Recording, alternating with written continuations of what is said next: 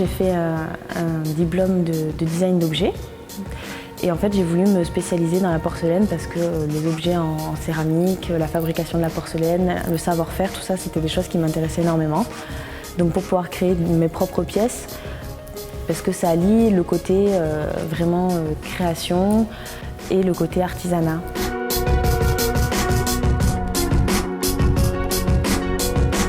J'avais envie de travailler la matière, de travailler avec mes mains. Il y a tout un savoir-faire qui est hyper intéressant à apprendre.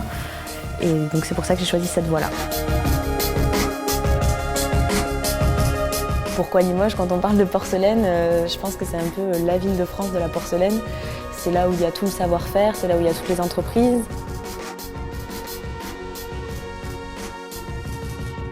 Il y a aussi beaucoup de porcelaine contemporaine. Maintenant, on peut faire des luminaires, des pots à bougies.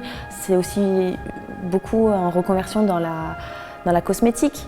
Donc c'est pas forcément des services d'art de la table comme on les connaît. Et même les services d'art de la table qu'on connaît, maintenant sont revisités avec des côtés, des lignes beaucoup plus épurées, beaucoup plus contemporaines.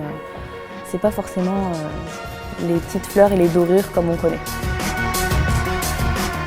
Ce qui est le plus intéressant, c'est que quand on est en alternance et qu'on a le côté dans l'entreprise, déjà on apprend la vie de l'entreprise, on apprend à travailler avec des horaires, avec des cadres, avec des consignes.